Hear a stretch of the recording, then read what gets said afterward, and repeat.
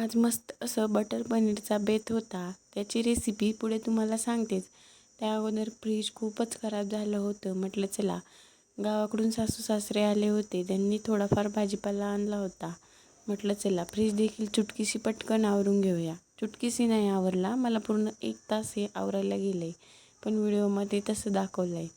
आणि इथे सासूबाई देखील माझी मदत करू लागत आहे. त्यांनी देखील थोडाफार भाजीपाला निवडून दिला आणि इथे माऊ नानासोबत खेळती आहे. नानाला काहीतरी लिहून दाखवायचं काम तिचं चालू आहे आणि खेळायचं देखील काम चालू आहे. गावाकडून थोडेफार कांदे आले होते, ते देखील काढून ठेवले आणि ह्या कांद्याला गावाकडं काहीही भाव नाही. असो, हे फळ कोणाकोणाला माहिती आहे कमेंटमध्ये नक्की सांगा.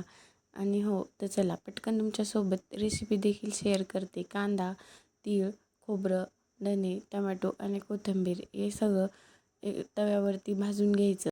मसाला थंड होतोय तोपर्यंत म्हटलं चला आपण पोळ्या देखील इथे टाकून घेऊया. कारण गरम मसाला काढला की मिक्सर देखील खराब होतो. तोपर्यंत म्हटलं मसाला थंड होतोय तोपर्यंत मी इथे मस्त चपात्या देखील बनवून घेतल्या. आणि माऊ आणि अंशू नानाबाईसोबत समोर खेळत होते. म्हटलं मी माझा तोपर्यंत पटकन स्वयंपाक आवरून घेते. एकीकडे भात शिजायला टाकला आणि दुसरीकडे लगेच चपात्या देखील मी करून घेतल्या. आता तुम्हाला पुढची रेसिपी सांगते. तर पुढे हा सगळा मसाला थंड झाल्यावर त्याला मिक्सरमध्ये बारीक करायचा.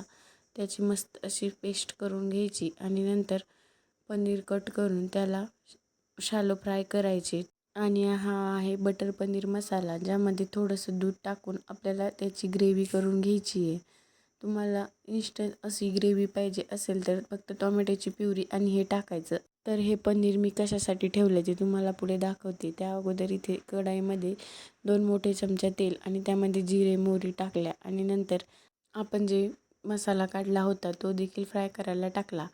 आणि मसाल्यामध्ये 2 चमचे लाल तिखट आणि थोडासा मटण मसाला, घरगुती काळा मसाला, थोडीशी हळद, ह्या गोष्टी 3-4 मिनटं फ्राय करायच्या.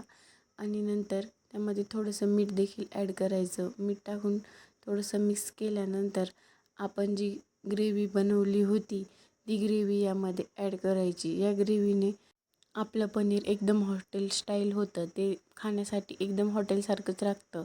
आणि आपण जे शॅलो फ्राय केलेलं पनीर होतं त्यामध्ये ॲड करायचं. तुम्हाला पाहिजे तसं पाणी घालायचं. आणि नंतर मी दाखवते तुम्हाला, मी जे कच्चं पनीर ठेवलं होतं ते देखील इथे किसून घेतलं. यासाठीच मी ते ठेवलं होतं, कारण हॉटेलमध्ये असंच पनीर किसून टाकतात आणि वरतून कोथिंबीर टाकायची आणि तयार आहे आपली पनीर भाजी.